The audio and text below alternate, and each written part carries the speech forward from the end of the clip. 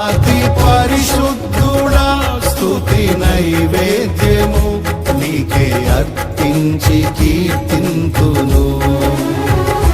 నీవు నా పక్షమై నన్ను దీవించగా, నీవు నా తోడువై నన్ను నడిపించగా, జీవింతును నీ కోసమే ఆశ్రయమైన నా యేసయ్యా. అతి పరిశుద్ధుడా స్తుతి నైవేద్యము నీకే అర్పించి కీర్తింతును. అతి పరిశుద్ధుడా స్తుతి నైవేద్యము నీకే అర్పించి